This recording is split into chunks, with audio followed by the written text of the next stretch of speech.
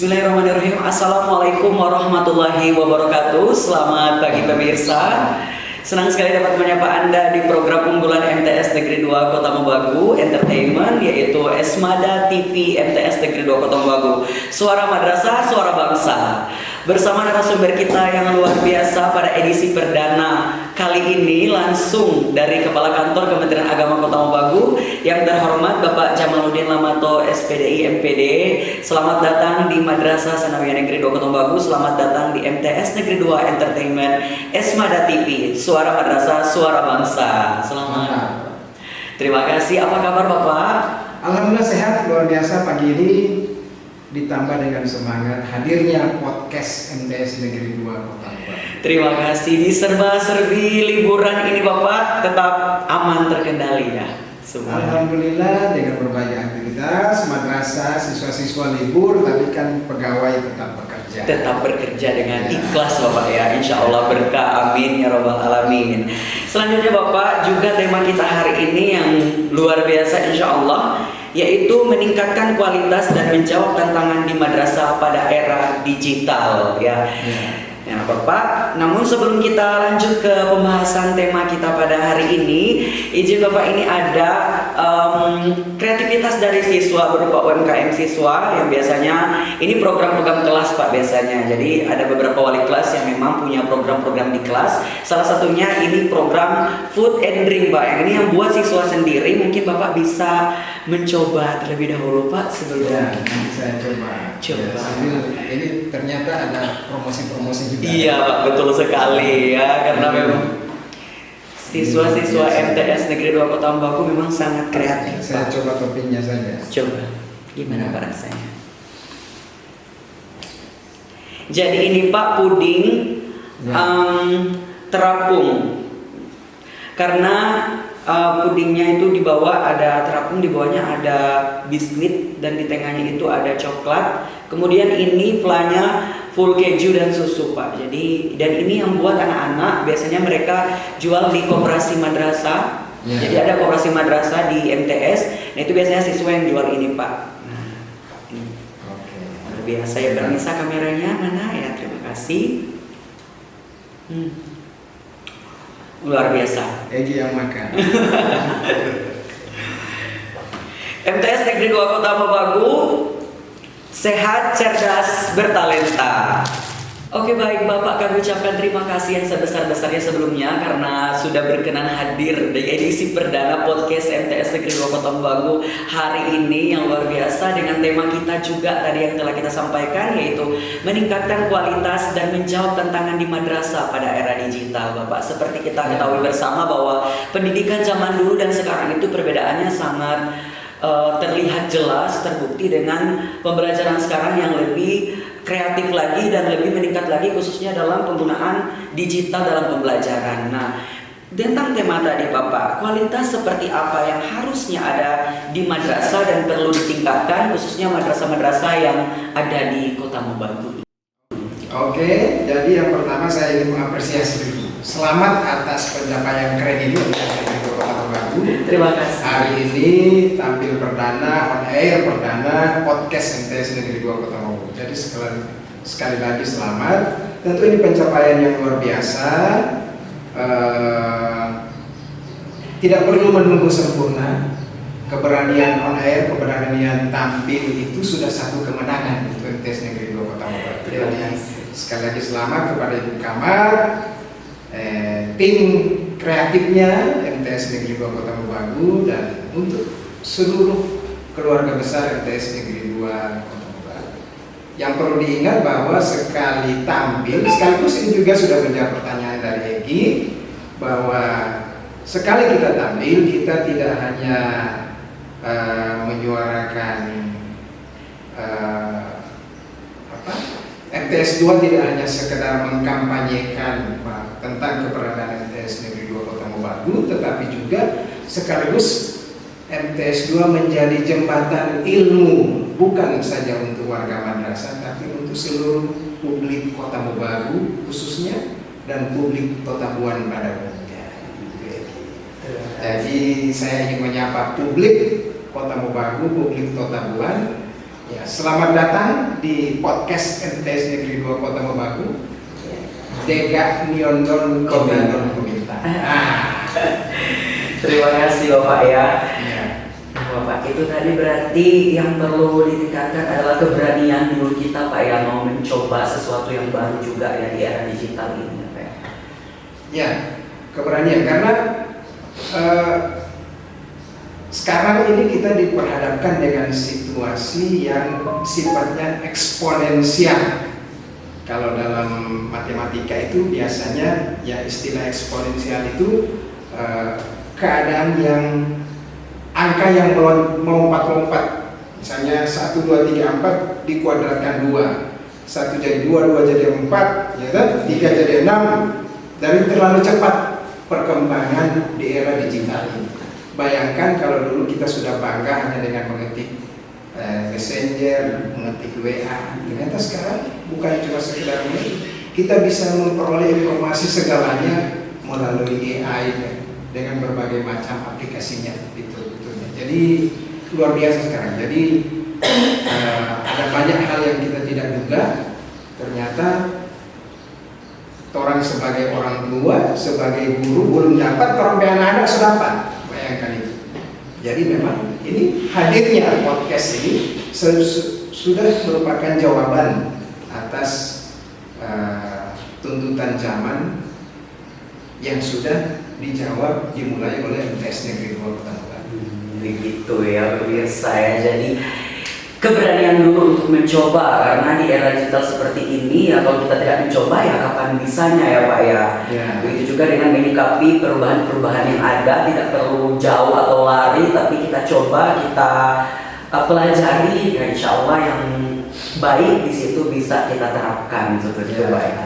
Kemudian Pak, tadi seperti yang Bapak singgung juga bahwa di era sekarang ya lagi gencar-gencarnya tentang GPT atau AI gitu ya, ChatGPT. Biasanya kan siswa-siswa suka pakai itu Pak ya. Kadang kalau menjawab pertanyaan atau pembelajaran biasanya larinya di situ Pak. Nah ini untuk penyesuaian dengan guru juga Pak itu seperti apa? Karena kan minat siswa untuk bertanya kepada guru itu jadi kurang ya Pak ya, akibat adanya AI atau ChatGPT ini yang memang secara sisi menguntungkan, tapi ada sisi yang seperti itu. Kira-kira kita sebagai guru tuh apalagi di madrasah menyikapinya bagaimana?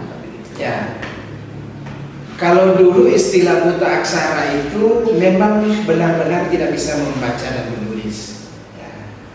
Kemudian 10 tahun kemarin buta aksara itu adalah orang-orang yang gagap teknologi.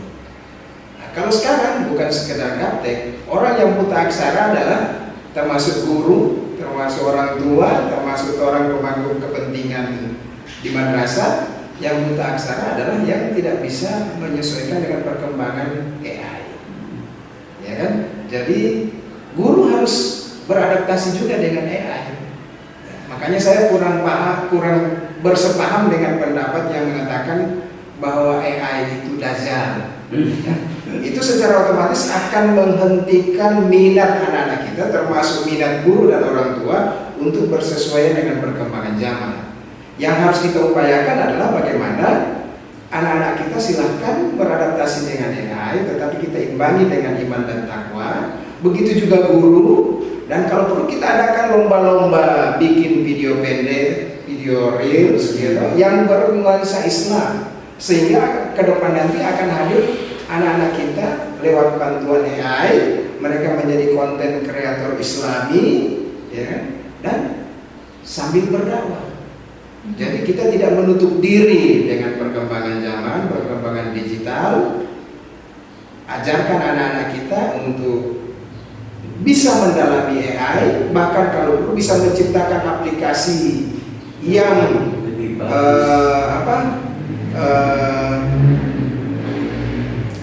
bikin AI itu, jangan kita yang diperbudak AI, tetapi anak-anak kita ketika mampu berprestasi, bisa menguasai ilmu dan teknologi, mereka justru yang akan memperbudak AI.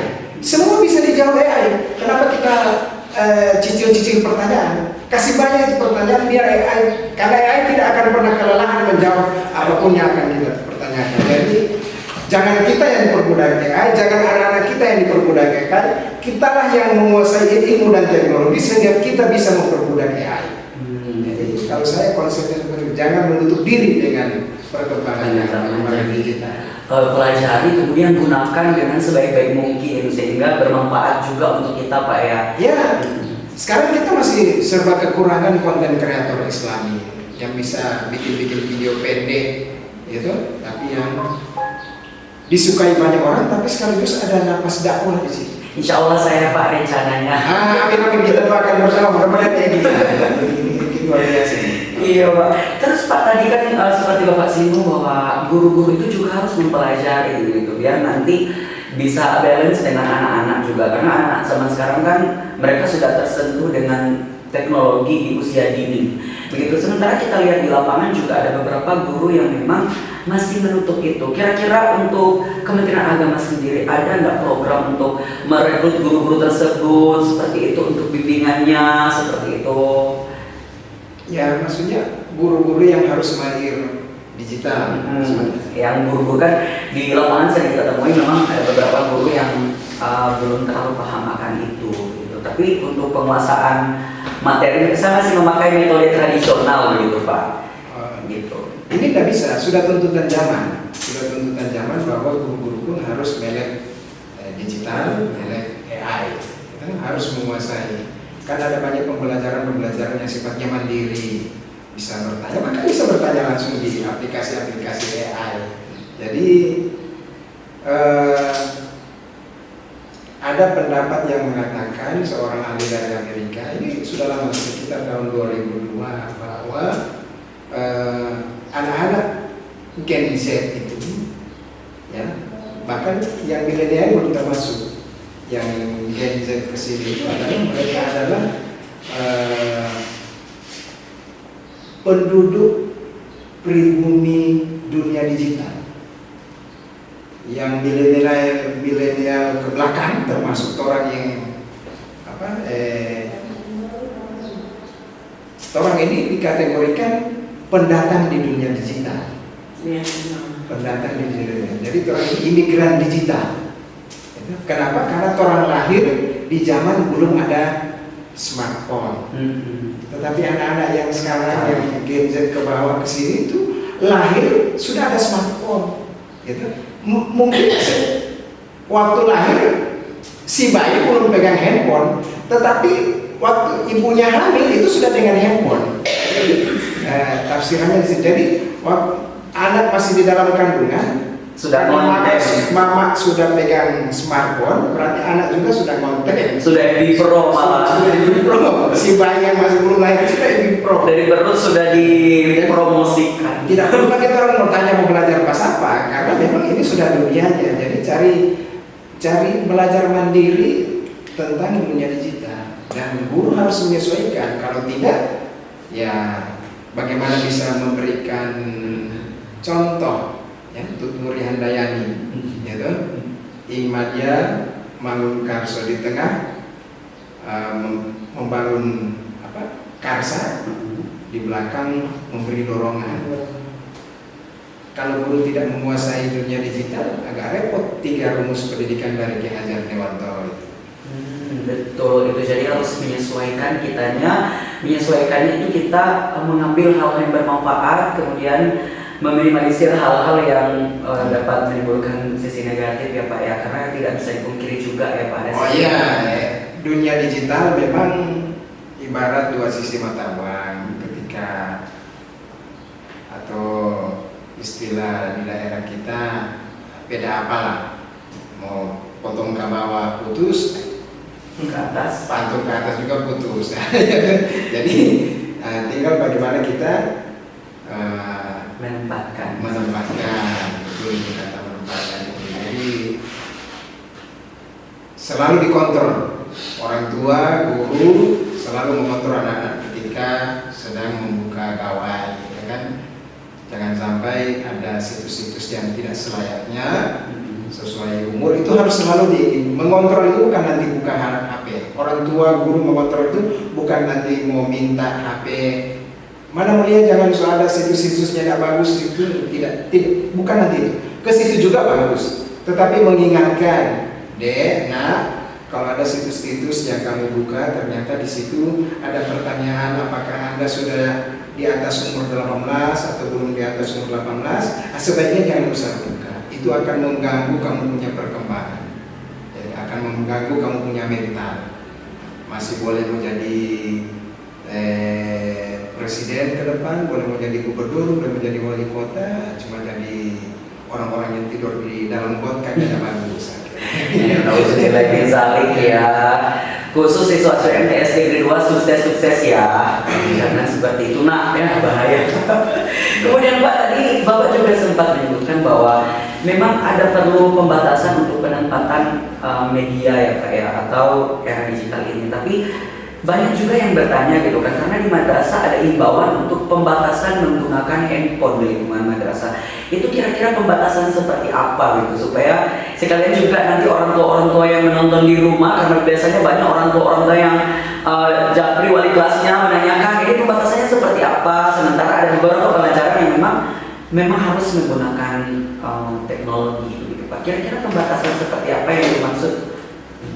Ya, meliputi dua hal. Pertama, pembatasan saat memegang barangnya itu dibatasi juga. Ada jam-jam tertentu, ya kan?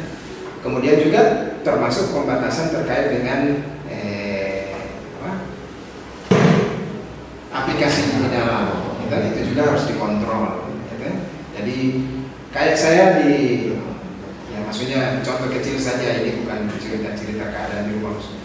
Dulu waktu bahkan sampai sekarang, ketika dulu yang heboh itu dulu karena anak yang tua dengan yang bungsu bersama ponakan-ponakannya itu ada ketika ngumpul di rumah banyak.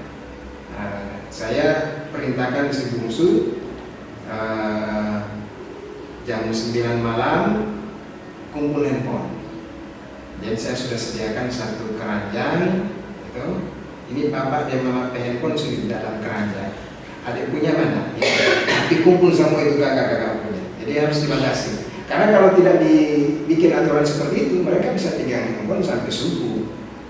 Ya, itu terkait dengan pembatasan memegang barangnya.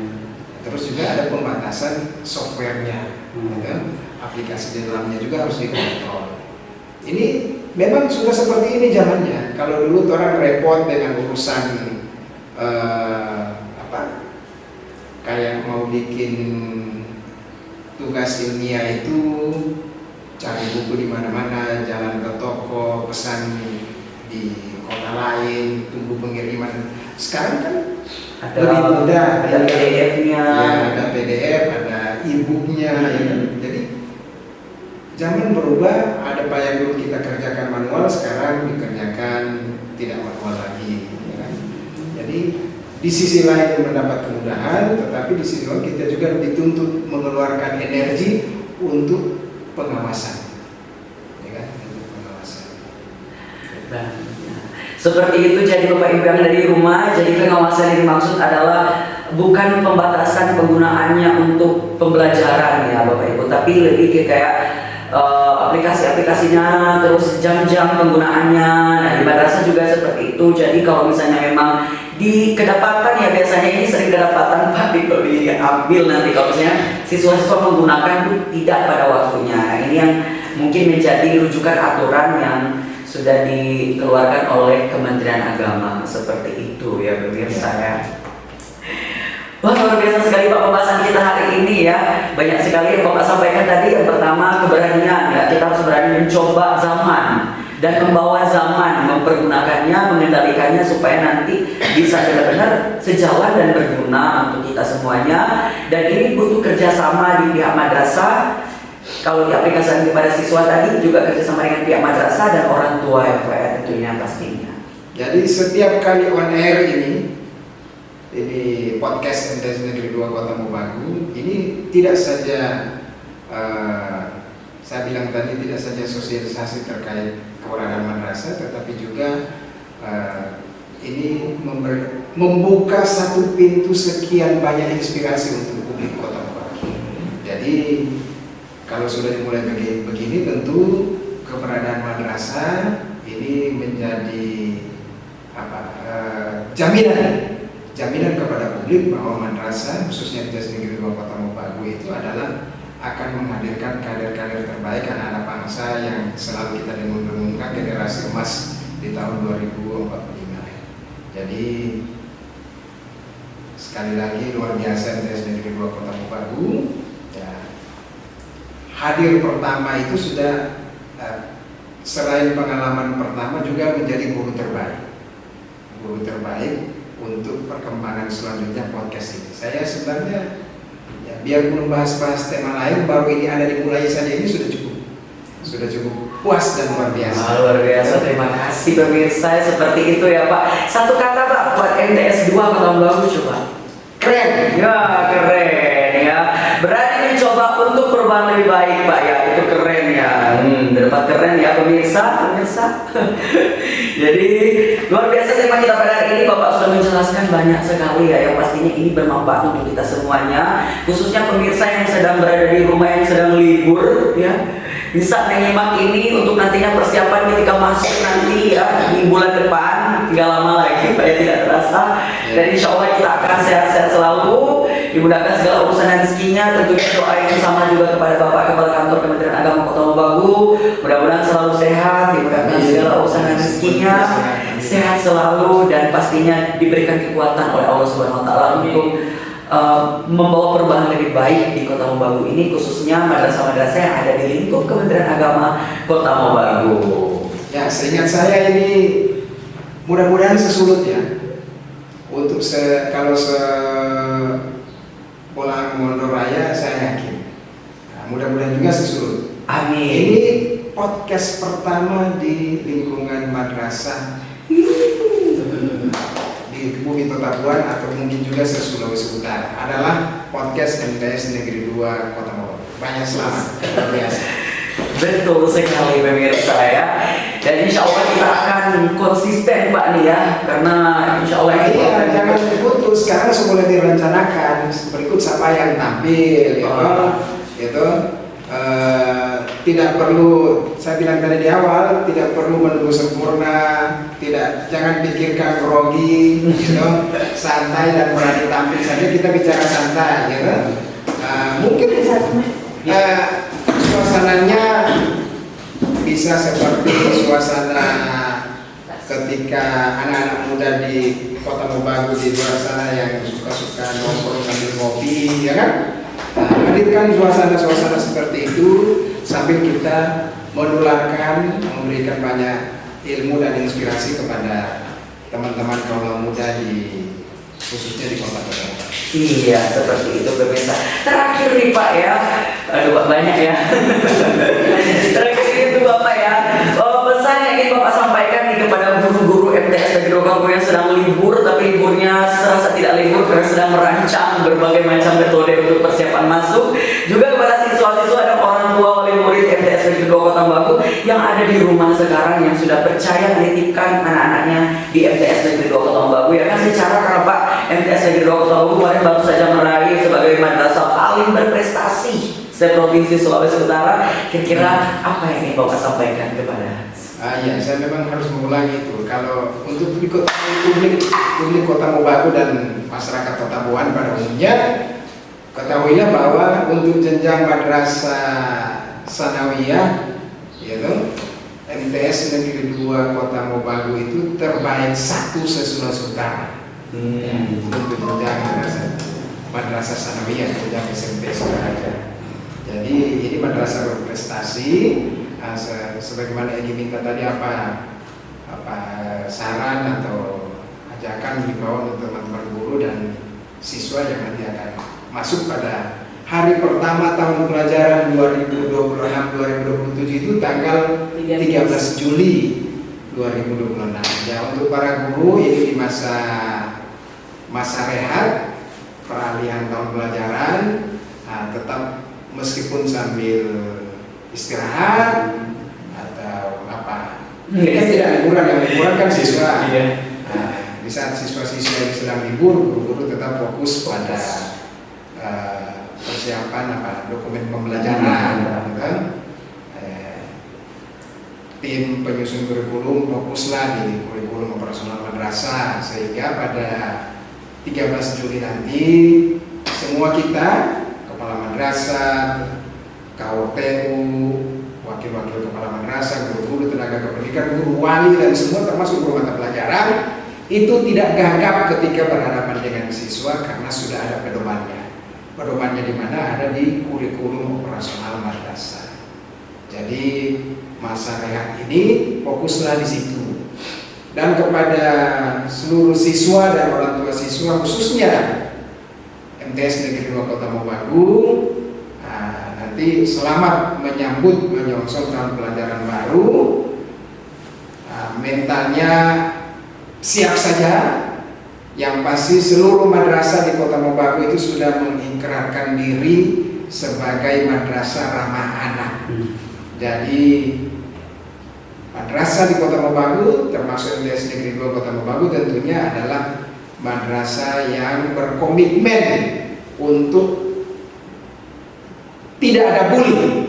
Tidak ada bully di madrasah, ya. Tidak ada, apalagi istilah lain bully ini, perundungan. Jadi kami akan berupaya terus berkomitmen untuk menghadirkan pembelajaran yang nyaman bagi siswa, dan orang tua tidak perlu ragu, ada pembelajaran yang nyaman di semua madrasah di Kota Mobagu, bahkan seluruhnya di Sulawesi Utara. Khususnya di MTS Negeri 2 Kota Mobagu, ya pemirsa. Izin Pak, sebelum kita menutup pembicaraan kita luar biasa hari ini, izin kembali kami sampaikan bahwa ini adalah UMKM siswa, guys. Mana kameranya? Kameranya tolong di syuting dulu. Kameranya mana nih, mana? Izin Pak ya, kerja kamera. Ya, jadi ini bentuk kreativitas. Betul Pak, ya. Bukan cuma podcast yang sudah hadir, juga menampilkan UMKM yang luar biasa Pak. Jadi ini Pak, program dari setiap wali kelas jadi beda-beda. Nah ini khusus yang untuk program food and drink Pak. Nah siswa-siswa yang buat, jadi nanti insya Allah kalau Bapak punya acara, punya hajat, bisa calling siswa-siswa MTS Negeri 2 Kota Mobagu. Nanti ada acara kantor, betul Bapak. Iya siap, nanti MTS Negeri 2 Kota Mobagu siswanya langsung antar ke kantor Pak. Siswanya buat yang antar langsung. Pokoknya nanti yang atur siswa MTS Negeri 2 Kota Mobagu ya. Keren. Iya. Terus juga pemirsa-pemirsa yang ada di rumah nih ya, Bapak kepala kantor saja minat, apalagi kalian pemirsa yang ada di rumah jangan lupa ya. Nanti kalau perlu hajat-hajat atau gimana, tinggal calling tim MTS Negeri 2 Kota Mobagu. Yang buat siswa MTS Negeri 2 Kota Mobagu luar biasa banget MTS Negeri 2 Kota Mobagu ini. Tepuk tangan lupa izin ya kan. Terima kasih ya. Terima kasih kameramennya ya. Ya, assalamualaikum warahmatullahi wabarakatuh. Baik pemirsa, itulah tadi perbincangan yang luar biasa kita bersama Bapak Kepala Kantor Kementerian Agama Kota Mobagu, Bapak Jamaluddin Lamanto SPD MPD. Semoga apa yang disampaikan bermanfaat bagi kita semuanya, kemudian berkah. Dan juga kepada pemirsa Esmada TV MTS Negeri 2 Kota Mobagu, tetap saksikan terus Esmada MTS Negeri 2 Kota Mobagu di akun official Facebook MTS Negeri 2 Kota Mobagu. Saya selaku moderator pada hari ini, Firjan Satukagi, pamit undur diri. Terima kasih atas kebersamaannya dan sampai jumpa di episode selanjutnya di Esmada TV MTS Negeri 2 Kota Mobagu. Suara madrasah, suara bangsa. Terima kasih. Assalamualaikum warahmatullahi wabarakatuh.